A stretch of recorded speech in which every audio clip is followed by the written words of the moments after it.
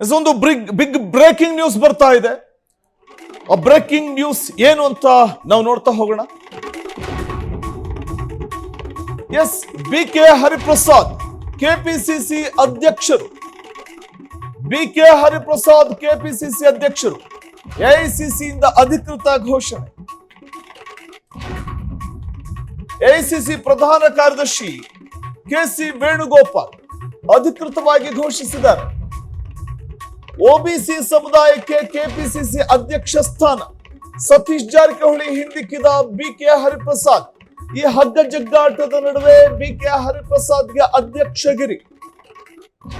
BK. Hariprasad KPCC ಅಧ್ಯಕ್ಷರು.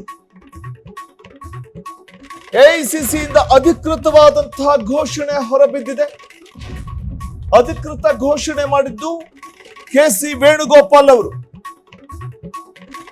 OBC ಸಮುದಾಯಕ್ಕೆ KPCC ಅಧ್ಯಕ್ಷಗಿರಿಯನ್ನ ನೀಡಲಾಗಿದೆ.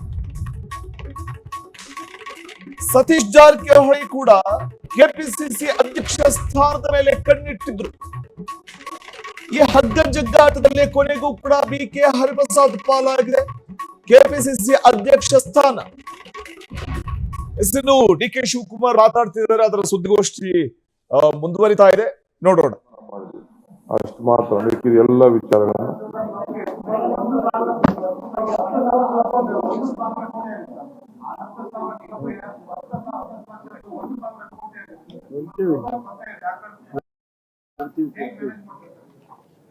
ಇದು ಡಿ.ಕೆ. ಶಿವಕುಮಾರ್ ಗವರ್ಮೆಂಟ್.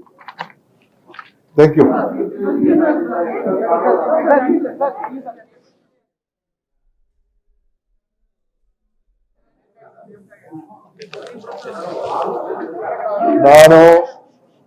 ಆಯ್ತು, ನಾನು ಇವತ್ತು ಬೆಳಗ್ಗೆನೆ ರೆಸಿಗ್ನೇಷನ್ ಸಬ್ಮಿಟ್ ಮಾಡಿದ್ದೀನಿ. ನಮ್ಮ ಹಿರಿಯ ನಾಯಕರಾದಂತ ಬಿ.ಕೆ. ಹರಿಪ್ರಸಾದ್ ಅವರನ್ನ ಹೊಸ ಅಧ್ಯಕ್ಷರಾಗಿ ನಮ್ಮ ನಾಯಕರು ನೇಮಕ ಮಾಡಿದ್ದಾರೆ.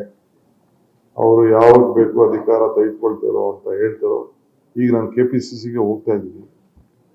ಅಲ್ಲಿ ಕಾರ್ಯಕರ್ತರು ನಮ್ಮ ಲೀಡರ್ಗಳೆಲ್ಲ ವೇಟ್ ಮಾಡ್ತಾ ಇದ್ದಾರೆ, 5-6 ಗಂಟೆ ವೇಟ್ ಮಾಡ್ತಾ ಇದ್ದಾರೆ. ಸೊ ನಾನು ಅವ್ರು ಯಾವಾಗ ಬೇಕು ಅಧಿಕಾರನ ಅವ್ರಿಗೆ ರೆಸ್ಪಾನ್ಸಿಬಿಲಿಟಿನ ಟ್ರಾನ್ಸ್ಫರ್ ಮಾಡ್ತೀನಿ.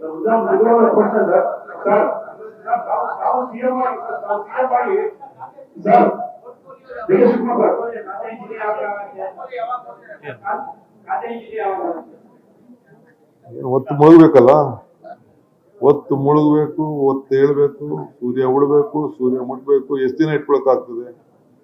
ತೀರ್ಮಾನ ಆಗಿದೆ.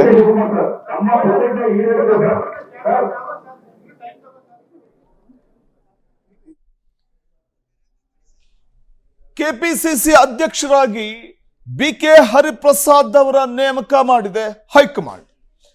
ಇನ್ನು ಡಿ.ಕೆ. ಶಿವಕುಮಾರ್ ಮುಖ್ಯಮಂತ್ರಿ ಆದ ನಂತರದಲ್ಲಿನ ಮೊದಲ ಕ್ಯಾಬಿನೆಟ್ ಸಭೆಯ ಬಳಿಕ ಡಿ.ಕೆ. ಶಿವಕುಮಾರ್ ಅವರು ಮಾಧ್ಯಮಗೋಷ್ಠಿಯನ್ನು ಉದ್ದೇಶಿಸಿ ಮಾತನಾಡಿದರು. ಪ್ರಮುಖವಾಗಿ ತಾವು ಮುಖ್ಯಮಂತ್ರಿ ಆದ ನಂತರದಲ್ಲಿ ಮೊದಲ ಕ್ಯಾಬಿನೆಟ್ನಲ್ಲಿ ಅವರು ಕೆಲವೊಂದು ಅಂಶಗಳನ್ನ, ಅಂದ್ರೆ ಕ್ಯಾಬಿನೆಟ್ ಸಭೆಯನ್ನ ನಡೆಸಿದ ಬಳಿಕ ಅವರು ಮಾಧ್ಯಮಗಳೊಟ್ಟಿಗೆ ಮಾತನಾಡುವಾಗ ಕೆಲವೊಂದು ಅಂಶಗಳನ್ನ ಉಲ್ಲೇಖ ಮಾಡ್ತಾರೆ.